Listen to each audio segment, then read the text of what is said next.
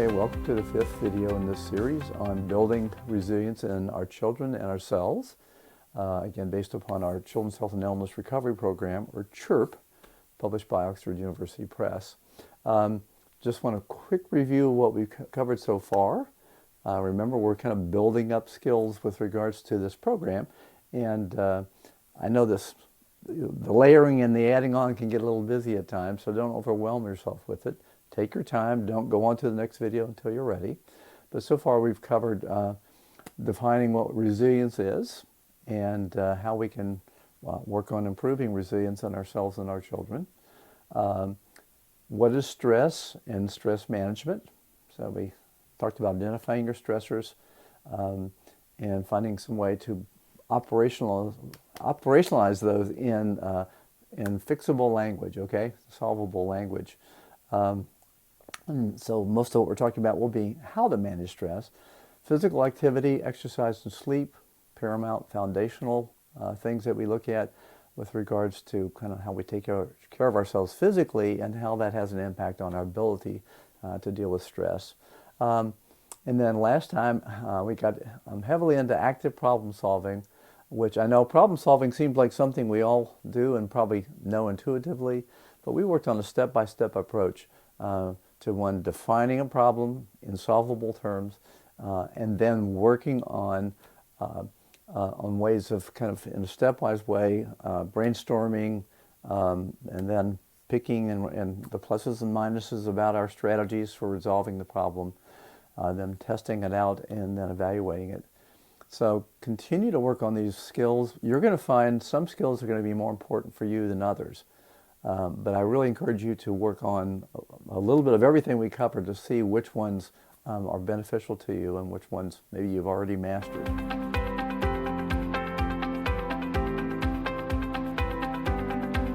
So today we're going to be talking more about managing the impact coping, and these are strategies that involve developing skills to lessen the effect stress has on us physically and psychologically, especially in those situations where a stressful situation can't necessarily be easily resolved or eliminated.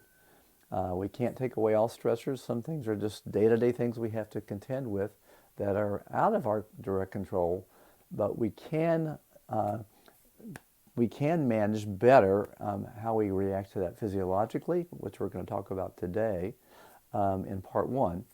And today we're going to be covering relaxation training exercises, and I'm going to have a video clip for you to look at too with regards to how using biofeedback to show how physiologically relaxation exercises actually impact us in different physiological parameters.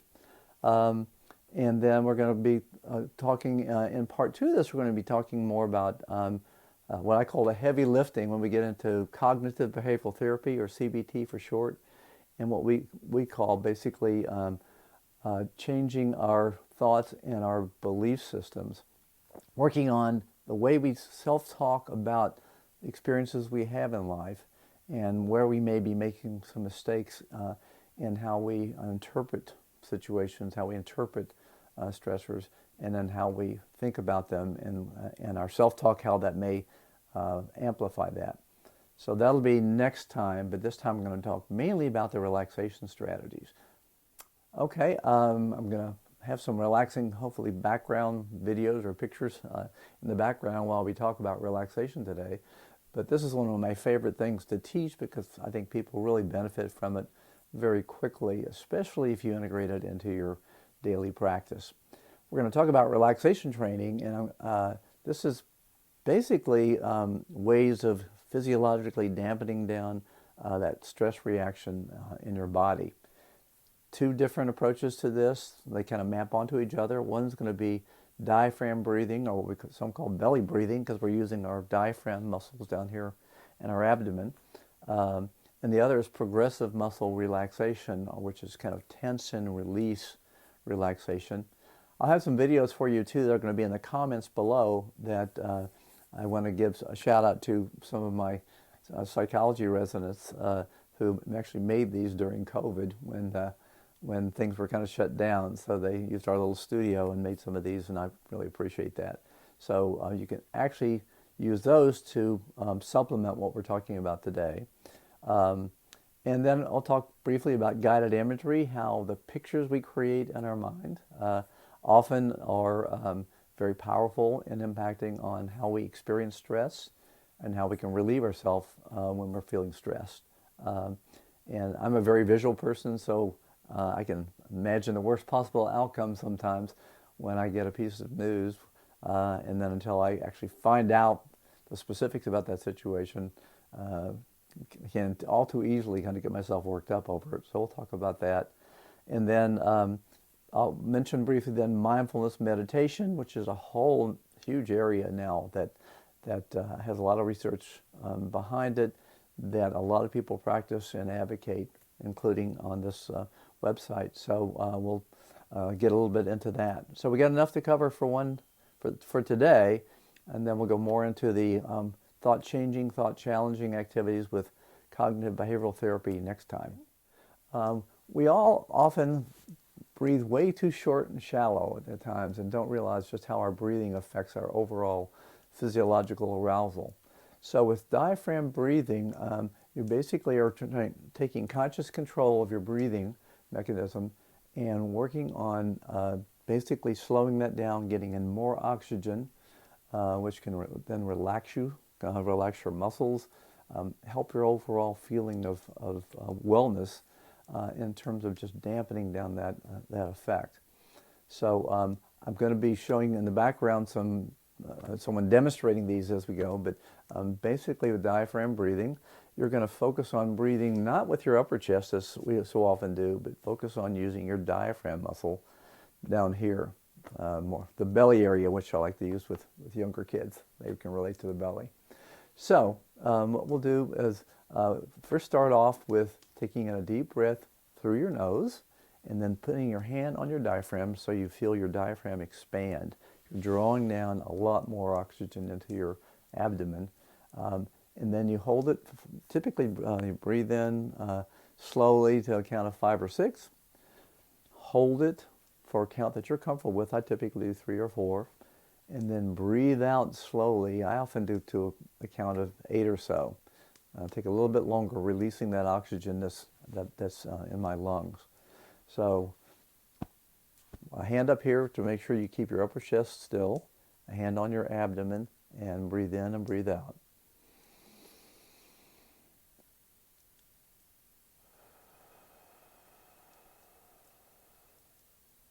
Feel your abdomen go out when you do this.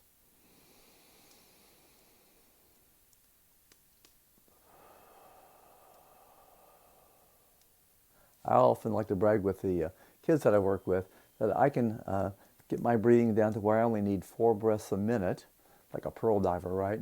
But 4 breaths a minute when I breathe that way because I get in so much more oxygen by using my diaphragm muscles. Again, watch the video in the comments below with a more longer demonstration of diaphragm breathing and an actual exercise you can do along with. The next is going to be progressive muscle relaxation, and basically this is just learning how to tense muscle groups and then release them, relax them. We often don't realize how much tension we carry around, and sometimes if I've had a stressful day, if I do some tense and release exercises, I realize how much tension I've built up without knowing it. And often then when you let go of that, when you tense that muscle up and then you let go of it, you feel it relax at a much deeper level. This is progressive because it progresses from the top of your head to the tips of your toes. I typically go from doing my forehead and scalp, my facial muscles, neck and shoulders, chest, abdomen, okay, down into your rear end, your buttocks, your thigh muscles, your calf muscles, down to your feet and toes. Go through each one at a time, but I'll just do a couple of demonstrations here. Say, for example, we're doing it. I start with my forehead and scalp, and I'll hold that for a count of 5 or 6. And then feel that tension. I notice that tension. Then I relax those muscles and let them smooth out. Think about relaxation just kind of flowing in. Some people use a visual image of a color. So when they think of the muscle being tense and tight, and then they relax it, they think of going from red to blue, or whatever colors work for you. But like that relaxation just flowing in. And then go into my nose and jaw muscles and kind of clench those and make it tight, which looks really weird when I do it. But do that for a count of 6, and then release it. Let my jaw hang loose. And then I often do, along with that, basically kind of breathing in and holding it and breathing out at the same time. So kind of combining diaphragm breathing with progressive muscle relaxation. Again, there's a demonstration in the comments below. I'm not going to take up your time doing that on this, but basically tense and release those muscles from the top of your head down to the tips of your toes. Should take about 5 to 10 minutes if you're doing it slowly to do that. I find it's amazing just how that impacts on me physiologically. And I'm going to show you right here just a little clip of just using biofeedback, how I get a change in muscle tension, peripheral temperature, where my blood vessels, the muscles around them relax and let a lot more blood flow in, bringing oxygen into those muscles. How it can release my stress or galvanic skin response level physiologically and so forth. So I'll show you a little clip from that video, and I'll post that whole video below if you want to take a little more time with that. So those are the two, diaphragm breathing and progressive muscle relaxation. Again, practicing those daily, and I often do them a couple of times daily. You can do it sitting at your desk, sitting in a chair, very easily, and I find them extremely valuable throughout the day. Okay, mindfulness meditation is a little bit more involved, and I'm going to give you a reference in the comments below to John Kabat-Zinn, who is a physician who has videos and a book and tapes and so on for practicing mindfulness meditation. I'll put it very simply. A lot of us have monkey minds. I know I have a monkey mind, and I'm often thinking about multiple things. We call it multitasking, right? We feel really good about multitasking, getting a lot of things done. Most of the research on multitasking shows that we do a lot of things poorly rather than well. So focusing and putting your attention in the now is an important part of that. Often using relaxing, soothing music, yoga poses. A lot of yoga exercises are mindfully based with regards to just focusing on the here and now rather than what you've got to do after you've done your meditation, what you're going to do tomorrow, what stressors are going on in your life. It's just being in the moment. Some have basically reduced it down to living mindfully, to where you're mindful of when you're eating. That instead of just kind of gobbling down that cheeseburger or something, okay, it's sitting there and thinking about each bite you take and really kind of focusing on that sensory experience of eating and tasting different tastes and how pleasant that is. So I learned how to mindfully like broccoli. I'm not a broccoli fan. And the biggest one for me was kale. But if you season the kale right, it's not too bad. But thinking about, while I'm eating it, that plant growing in the sun, all the nutrients in that plant, all the antioxidants, the beneficial things that are in what I'm eating and as I'm consuming it. And so I actually learned a way to make myself more mindfully accepting of eating something that I didn't really like the taste of at first. But it really changed my experience of doing that. Some of the links below with regards to some mindfulness meditation resources will be, I think, helpful for you and something you can pursue. I know that Stephanie has a lot of things on this wellness website and Facebook page, so you can look at those resources to augment what you're doing here. Okay, so practice some of the previous activities that we worked on in the prior sessions, especially to the extent that you can make them more habitual, more automatic, something you just think about doing just automatically without having to prompt yourself. It's particularly true with the relaxation exercises, and I would really encourage you to watch the other videos and then just take 10 minutes, maybe 20 minutes a day if you can, just to sit quietly and do these things to make them habitual. And again, watch the biofeedback video, because it really shows you what things are going on in your body as you use that diaphragm breathing, as you relax those muscles, what physiological changes are going on, which I find quite fascinating. We'll be working on next week on the cognitive behavioral therapy, thought-changing, thought-challenging activities. I think you'll find those really interesting. In the meantime, see you in the next video.